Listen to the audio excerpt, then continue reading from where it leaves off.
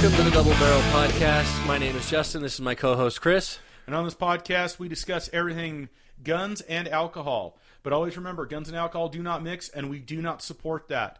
Always remember the 4 golden rules of shooting. Justin, what are they? The 4 golden rules, remember, are never point the gun at anything you're not willing to destroy. Always treat every firearm as if it is loaded. Keep your finger off the trigger until you are ready to shoot, and keep the barrel pointed in a safe direction at all times.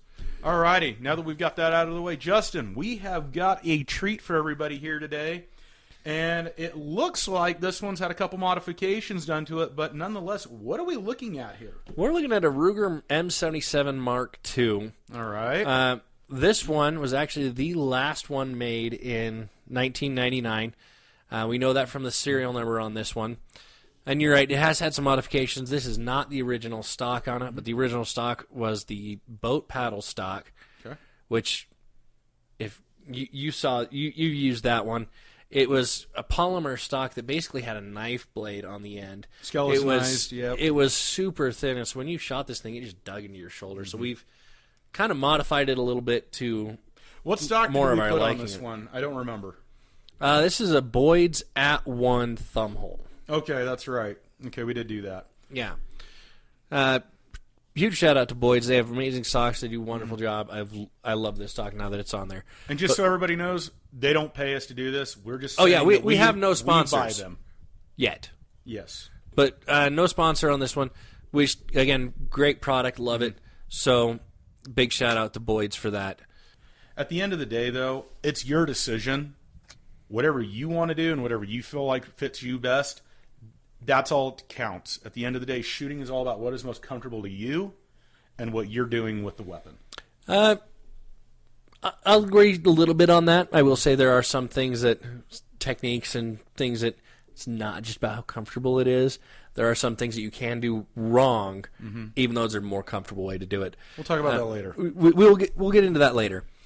But this stock, yeah, definitely anyone who's got one of the boat paddle stocks, I recommend looking into this. Or if you've got a different gun that you have a stock on that you're not really happy with, check out Boyd's. They've actually got some really good stocks on there for a lot of different models. Priced, actually. Decently priced, and they've got something for just about everything. So yeah, go check those out. But let's dive into this gun particularly here, minus the modifications. What's your question? All right, so if we're talking versatility here, I'm staring at what kind of looks like a Mauser action here. It is a modified Mauser. Modified Mauser. It is a modified Mauser action. Go into that, would you? So, Ruger, when they originally made the M77, the original M77 in 1968, they took the Mauser action. They were using essentially a copy of the Mauser action. When it came to 1991, when they started the Mark II, they actually changed some things on the Mauser action to what they thought were better. What they thought were better. Okay. We'll dig into that. But let's jump right into the versatility of this gun. This is a 270 Winchester rifle. The killer of the 280 Remington. Okay. The killer of the 280 Remington. And right now, I think this one's actually starting to get killed by the 6.5 Creedmoor. We've had a couple conversations. We'll dig into that one when we do our head-to-head battle on our 6.5 Creedmoors. I will agree with you on that, though, 100%. We'll talk about that more in depth later, though. Well, yeah, the 6.5 Creedmoor is a 2.264 caliber gun. It has almost the same trajectory. It has almost the same impact velocity, impact force that the 270 has. And it's a smaller round, so it's so let's talk the about 270's on its way out. What can this gun take? So we live in North America versus the big game hunting that you and I do. So this is a medium game rifle. Okay. So what does medium game mean? So this is small elk, deer, and smaller. Okay. Anything above, North American elk. You're not going to want to use this. You're not going to take this out for a moose. You're not going to take it after a bear. You're not going to take it after mountain lions. That's not what this is for. So it's a deer gun is what you're saying, man. It's a deer and elk gun. Okay. I know you disagree with me on the elk part, but Here's the thing. On the 270, I don't necessarily disagree with you on the elk. It's just I feel like the limitations of the shots that you can take at distances with this on an elk, that's where the 270 gets limited. My personal opinion on this rifle, though, anything 300 and under, absolutely, I think this gun could easily take an elk with a heavy grain bullet. I will not ever disagree with that. Well, see, and that's the thing. The 270 Winchester goes up to about 150 grain. I think you can get 165 grain rounds. Very for few it. rifles, though, in this caliber are even going to be willing to accept that and play nice with that cartridge, though. Yeah, the 165 grain round is not really going to play well with most of the 270 caliber rifles. Never tried it in this one because I've never been able to find it. But this one will take up to the 150. Okay. And the 150 grain round will actually do really well on an elk up to about 600 yards. Okay. Again, I think that's where you and I would agree to disagree, but that's okay because this is our opinions. It is our opinion on it, but out to 600 yards, depending on your shot placement, this will take an elk.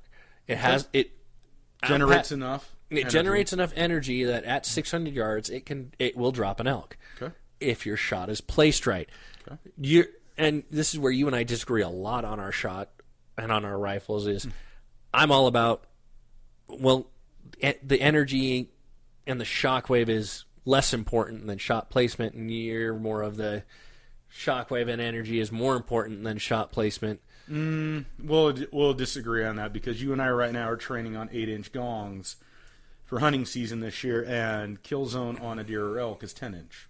You're right. We're both very, very much with shot placement as well. We're very much with shot placement, but you also like to rely a little bit more on that energy than I do. I agree with that, and I think that comes down to personal preference between the two of us, and that's absolutely. totally fine. That is absolutely, it comes down to personal preference between the two of us, which is why I haven't tried to talk you out of shooting the rifle that you're planning on taking hunting with us this year.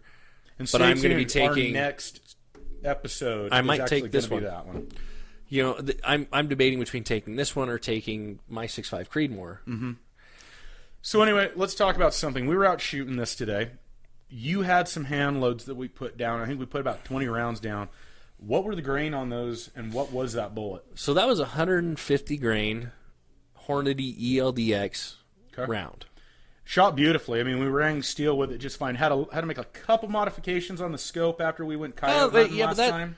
That's sighting, and that has nothing to do with the rifle itself. No, but I felt like it performed beautifully. It did perform beautifully, but we're starting to get into the shootability and reliability of this gun. Let's finish off the versatility. Okay.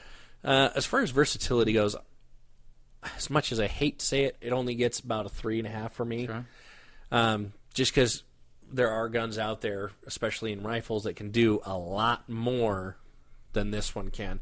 This one, again, is very limited to medium to small game. You're not anything else. You're not going to do well with it. You can't even really take this one varmint hunting because that 270 blow them apart. Yeah, that 270 caliber round coming out of that 30-06 shell. Yeah, it's just devastating. It blows them up. So I have a question for you. What is the lowest grain weight 110 in factory ammo that you can find for this? Is it 110? 110 is the lowest factory ammo that I've found for it. You can get 90s probably? 90s. Okay, but those are hand loads at that point. Those are hand loads at that point. And honestly, finding 270 caliber ammo in factory loads is getting harder and harder. Yeah, so my versatility score on this one is going to be about a 3.5, just because this is a medium to small game rifle. You can't do varmint with it, and you can't do big game with it. And I know some people think deer is big game. It's really not. It's medium game as far as what most manufacturers will deem their rifles can do is medium game is deer. I agree with you on that. But this one scores really low because your grain weight goes from 90 to 150, and your range is about 600 max. So, and there are other rifles out there that can do a lot more than what this one can. Personally, on this one, and I have a lot of love for the older calibers that are now starting to, unfortunately, fade, just due to technology and just due to what we have available. I'm going to have to agree with you, Justin. I'm going to have to go 3.5. Very same reasons for you, because in comparison, one of my favorite calibers now is a dead caliber. It's a 280 Remington, and again, you're right. There are so many other more calibers out there now that are doing this exact same thing with less, or maybe just a smidge more, and they're performing over a wider range of options. Yeah, they can do more things than this one. Mm-hmm. Nevertheless, though, solid deer rifle. Oh, absolutely solid deer rifle. Would definitely take this one deer hunting with me, because it'll do the job, no problem. So, Justin, let's get into our next category, which is reliability. Now, personally, this one's from your personal collection, correct? This one is from my collection. We did one from your collection last time. This one was my turn. So here's my thing, though. I'm just going to say, from the time that I've spent behind the trigger on this weapon, I'm a little let down, because with it being a Mauser action footprint, when we're getting into reliability for a bolt action weapon that has a Mauser footprint action, one of the most iconic, if not the most iconic and reliable actions out there, I've had some interesting feed issues with this gun. As have I.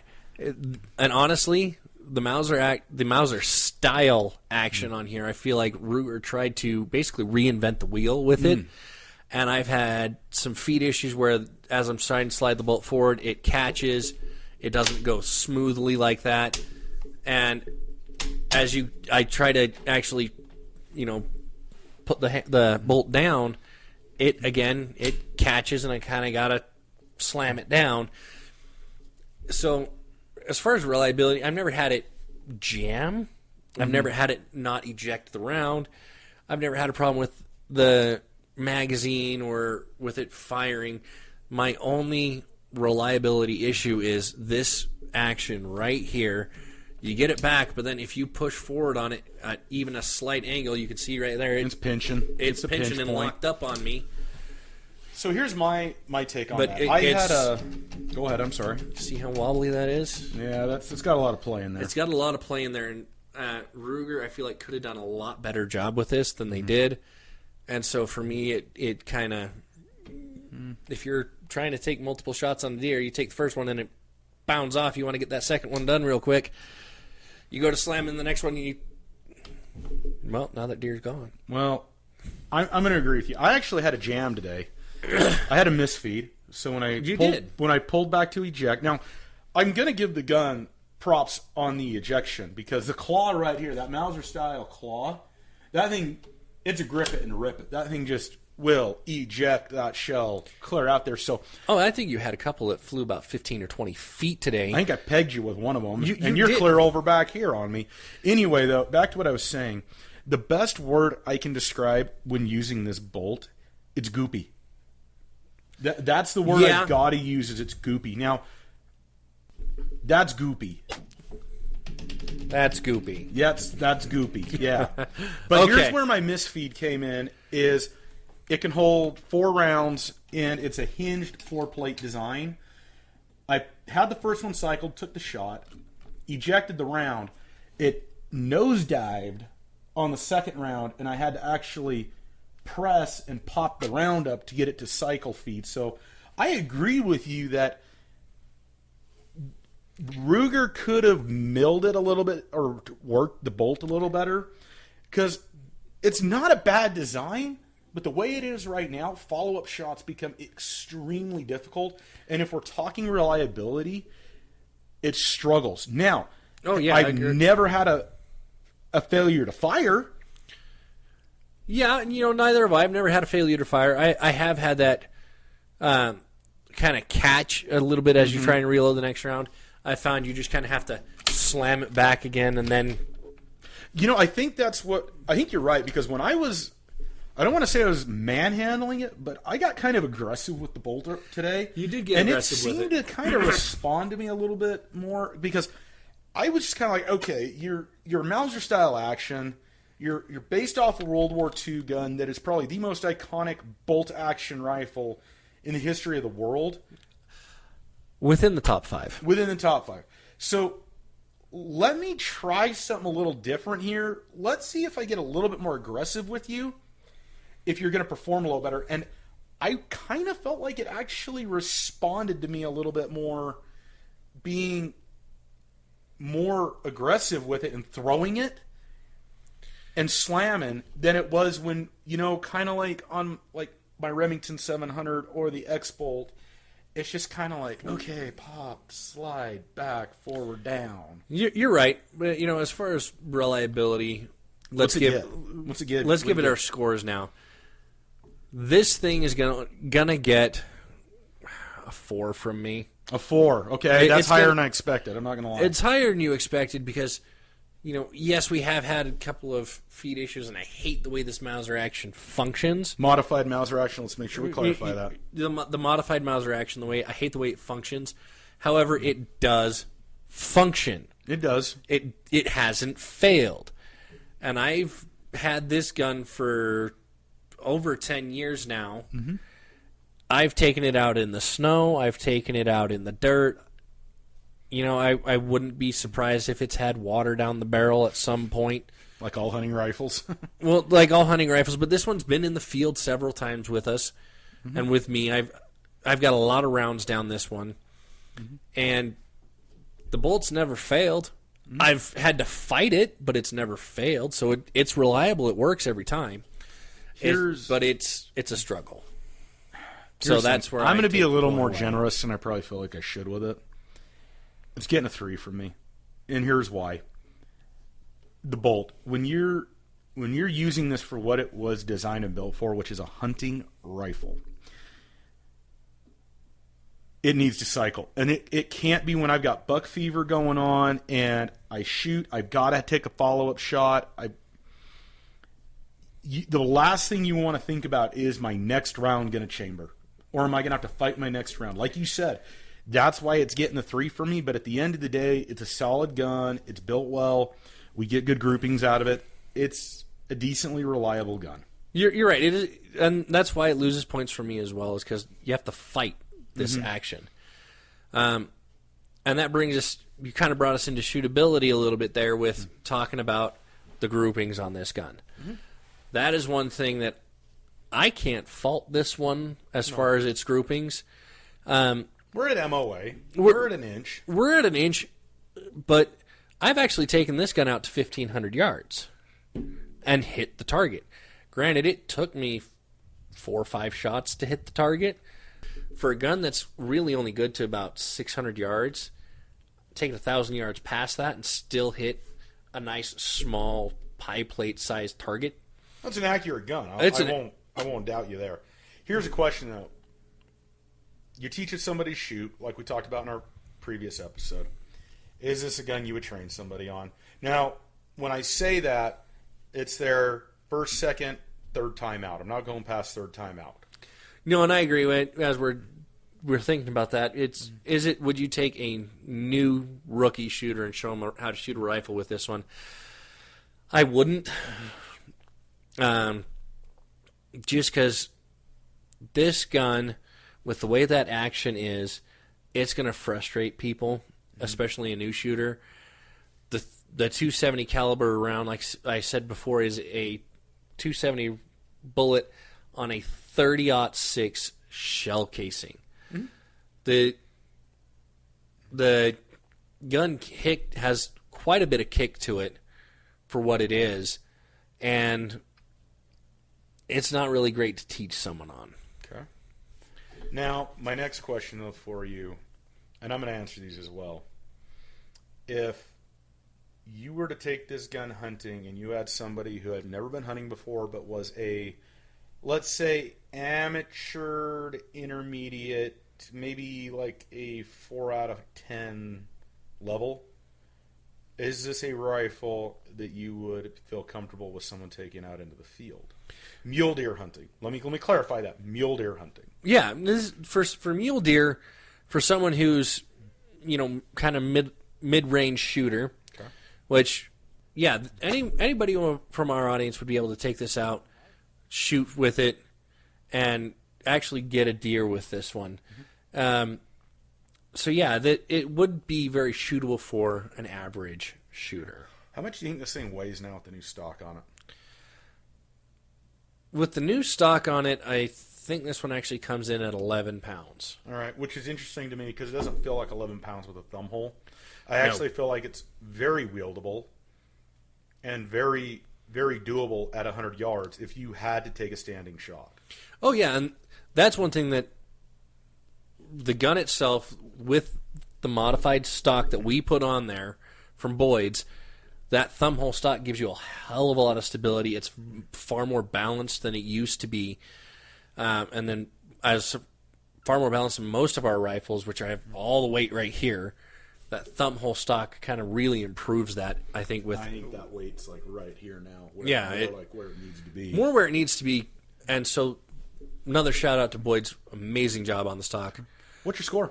My score on this one would actually be, again, about a 4.5. Okay, so we're going 4.5. Okay. I'm going 4.5. And I go 4.5 because it is a very shootable gun, and with the modifications that we've made, very accurate gun as well, and it's an easy gun to carry. Now, real quick before I give my score, this is important. If it had the original stock on it, because this is important, I feel like, to our viewers, because if they go find this gun and buy it and it has that original stock, what's the score, though? If it has the original boat paddle stock on it, I'm actually going to give it a 2.5. 2.5, okay, because to me that's a huge thing, because we have modified this gun to make it more shootable, and if someone's like, hey, they're saying it's a good gun, I'm just going to go buy it with the original stock, they're going to be in for a totally different animal, and that's why I wanted to make sure that they understand that. And that's a fair question to ask me. With the original boat paddle stock, with no modifications, this thing is, it loses a lot. It goes down to about a 2.5, because that boat paddle stock just digs. A blade. It basically is a knife blade that digs in your shoulder. After 4 shots, I don't want to shoot this anymore. Gotcha. All right. My score is going to surprise you with the modified stock. I give it a 5. That is a little bit surprising. I thought you were actually going to go lower than what I had given it, not higher. Here's why. I would not have a rookie their first time out shooting this. I would not have a rookie probably their second time shooting it. Third time, though, if someone wants to step up into the large, long-action calibers, yes, this is going to be a great gun to teach them on. Now, in saying that, the gun, I feel like, has very manageable recoil. Very manageable with the new stock. Now, to answer the question I asked you, if it had the original stock, what would I give it? I'd give it a 2. Because I've shot a few rounds out of that blade stock. Here's the thing, Justin. You and I are not small guys by any means. No. I've actually got a bigger torso and broader shoulders than you do. And I can absorb a little bit more recoil than you. That boat tail stock it hurts. Because the way it transfers that kinetic energy is just horrible. Now, with this one, though, having that extra heft, I'm a big fan of thumbhole stocks. I think I actually talked you into this, and you were like, I don't want a thumbhole. You did talk me into this one. I didn't want a thumbhole originally, but you convinced me to get the thumbhole on this one. And I'm actually really glad you did. And this is not the only thumbhole stock they had available for this. I went with the At one because I wanted the adjustable cheek rest, and I wanted the adjustable they've been great. To finish out, though, I would actually be okay sticking a adolescent that I'm teaching on the end of this gun. Because, again, now with the modified stock, the recoil, I feel like you could have a 12-year-old, a 13-year-old that you're teaching how to shoot and to go hunting in the field. The gun's a little too heavy for them, I'm not going to lie. At the same time, though, it's a very doable one to learn on. If I was to give this to someone in the field, again, same as you, intermediate shooter. So, for the modifications we've made, I give it a 5 on shootability. Without the modifications, it gets a 2. I agree.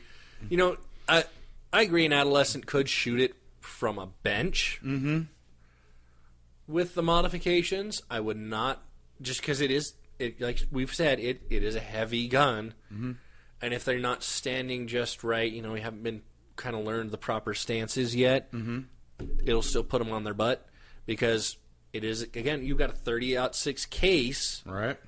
So that's a lot of powder that goes behind this round. So it can still knock them on their butt. But, so yeah, from a bench, I guess an adolescent would be all right. I wouldn't do prone, because prone takes a little bit more learning and skill to do. I got you. All right, let's get into the most important one, or the second most important thing that I think all of us think about when buying a firearm. Well, when buying anything, really. Cost, yeah. This one, we've looked, and this gun is the Ruger M77 Mark II is no longer in production.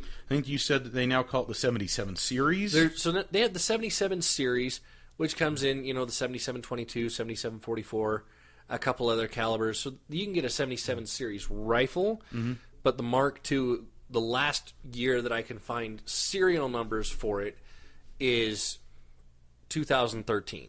And what is it now? It's just they dumped it and the Hawkeye basically took over? I'm not sure which rifle took over from Ruger. I haven't dug too much into the research on Ruger, just because I've been a little hesitant to continue with buying more Rugers. And we'll get into that later as to why I've been hesitant. That's okay. When we review another rifle in my collection, I'll explain why this isn't my first choice. But this one is the last one made in 1999. We know from the serial number that it was the last one manufactured in 1999. Okay. So here's my next question for you. I know this was a gift, right? Yeah, this was a gift from my father for Christmas one year. Obviously, I was above the legal age to receive the rifle, but my dad bought it for me for Christmas. Gift. Okay, here's a question for you, because we ask this on all of our episodes.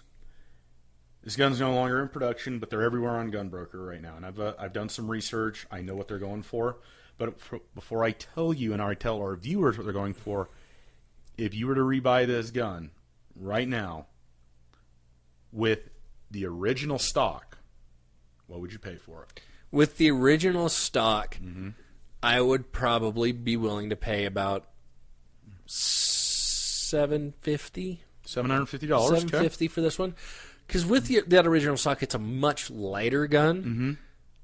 It just, the way that the recoil on that stock comes through it you got to replace the stock. And I also know what they're going for on Gunbroker. I did a little looking myself, so I would pay $750 maybe, because you're going to have to drop another $250 $250 to get a stock for it to actually make it a comfortable shot. Now I'm going to ask you the same question. What's the max you would pay for it with the original boat paddle stock? But Go ahead. There are other Ruger M77 Mark IIs in the 270 caliber that don't have that boat paddle stock. Correct.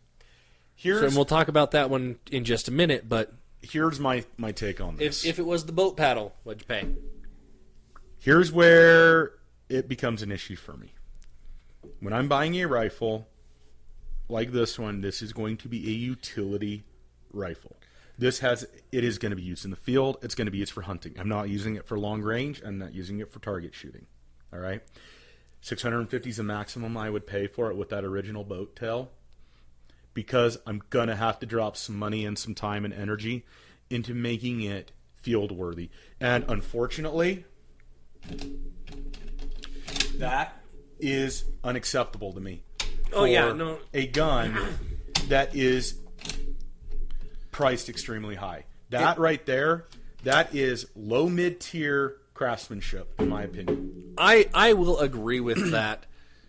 The bolt right there does make this feel cheap. Low to mid-tier craftsmanship. Mm-hmm.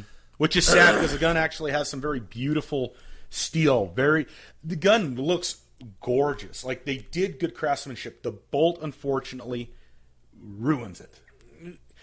I agree. The bolt ruins the whole thing. However, we've looked, and we both know that these are going for anywhere from $800 to $1,300 right now. And that's with the boat tail stock. We wouldn't pay that much for it. You can make your own choice on that. Mm-hmm. But if you find one without the boat tail stock, with actually the wood stock or the synthetic stock that's not the boat paddle, I'd probably go around 8 to 9. Without the boat paddle stock on there, I'd probably be $9,000 to $1,000. Okay, so we're pretty comparable because at the end of the day, we're looking at it as an investment of I have to put extra time and effort into. If I didn't have to put the extra time and effort into it, then yes, I'm going to be willing to pay a little bit more for the gun. Yeah, and like you said, this bolt likes it aggressive, and if you're willing to be aggressive with it, which out in field, you're going to be aggressive with it whether you want to be or not because you're going to have that adrenaline flowing. Hand me that bolt real quick, actually, please, while you're finishing your sentence. But it's a reliable bolt. We know that. It's just a trick to use, which we don't like. So I think it is still worth, at the low end of what people are paying for it, that we can find. Okay. But I wouldn't say it's worth the high end of what people are paying. Let's get into it. What's your score on cost? As it sits right now with the research we've done. As it sits right now with the research we've done, I got to give it a 3 on cost. Okay. And that's just because while it isn't an unreasonable amount of money, in that price range of the $800 to $1,300 range, there's so many more. That's such a competitive market. There are a lot of other guns that are going to do the same thing or more than what this will do. With no modifications. And they have an action that's not going to irritate you. So I got to give it a 3 on that cost category because I don't feel like it's worthy of that category. I give it a 2. Same reasons. That 800 to 1,300. There's so many more options out there. There's so many better options out there. In the 6 to 800 category, I'd give it more like a 4.5, a 4. But as it stands right now, it's getting a 2 from me on cost. Yeah, if it were to the $600 to $800 range, I would definitely give it a 4.5. Mm-hmm. Because in the $600 to $800 range, there's not as many rifles in that market, and you're going to see kind of the same things in that market. Bolts that aren't quite as smooth and as easy to use. And so, yeah, it just does not get as high as I think it could because of it. So, one thing, though, before we tell everybody the overall score, because this part of the gun, even though it's not a per se part of the gun, really kind of has impressed me quite a bit. This scope that you put on here. Oh, my Monstrum 6 to 24 by 50. Yeah, that scope has actually done phenomenally well on this rifle platform. How much you pay for that? That was a $250 scope. And it was $250 well spent, actually. I'm not going to lie, everybody. I literally called bull crap on him. I'm like, hold on. You only, wait, what? Huh? What? He did. He got so mad at me for when I told him how much I spent on this scope. Because you have to buy good glass. He told me, you need to take that back and you need to go buy Vortex or a Leopold.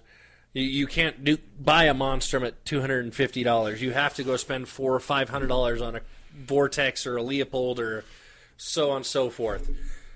But this glass is actually, it holds reticle really, really well, and it has performed phenomenally on this rifle for me. So, yeah, I wouldn't trade the glass for anything. But let's get into our overall score and our overall thoughts on this rifle. All right, Justin, you got a 15 out of 20. From my perspective, that's pretty close to where I actually thought you were going to score this gun. Yeah, it gets a 15 out of 20 overall because, again, overall, it does exactly what it was originally intended to do, which is be a medium to small game rifle. Mm-hmm. It does work in the field, minus the boat paddle stock, which we've harped on so much in this episode. This is a really reliable, really well-made rifle. Mm-hmm. You gave it a 13.5, which is actually a lot lower than I thought you were going to give it. Because every time we talk about this gun, you tell me how good it is. Well, and you get mad at me for mocking it and saying I don't really like it that much. So here's the thing. My personal opinion of this gun is it is a good gun. Here's the thing, though. In the black and white, the grand scheme of things of what this gun really is, it's a hunting rifle. It's a field rifle, like I said. This cannot fail me in the field. And I can honestly say, if you handed me this gun and I went deer hunting with it tomorrow, I put 4 rounds in here and there is a trophy buck or any buck sitting at 100 yards from me, my confidence that this gun will not fail me is about a 4 out of 10, and that's just too low for me. That's why it scored lower than what it probably should. That's the reality of it. And I agree with you. If you're walking around, you want to do the safe thing. You don't want to have a round in the chamber as you're hiking around. You see that trophy buck off in the woods, and you got to rack around real fast. And you get a little excited, and you push it. Instead of pushing straight, you push it off to the side just a hair, and you get caught again. You've now lost your trophy buck. So I totally get why you knock it. But, it doesn't fail. It just fights. It fights back. It's got personality. It's got personality. I like that. The gun has personality. How many guns do we have that have personality? How many guns do you have that will argue with you on whether or not they should actually shoot around? Oh, good Lord. We'll talk about that. I know which one you're thinking of, and we'll get into that one at a later date. We will get into that one Don't later. give me a headache right now with that one. This one, overall, I love the gun. I like the way it functions. I just wish it did it a little bit better. But at the end of the day, though, it gets a passing score. It's a good gun. It's a reliable gun. It does its job, and it does its job very well. If I had to recommend this rifle to somebody, is it going to be in the top 5 recommendations? No. Top 10? No. Top 15? Yes. Yeah, well, okay, let's narrow that down just a little bit more. Mm-hmm. Your cousin comes to you tomorrow, tells you he wants to buy a 270 Winchester rifle. Okay. Would you recommend this in one of your top 10 for 270? For the price that they're asking for it right now? No. Yeah. I tell them to go buy an X-Bolt. I can't argue with it.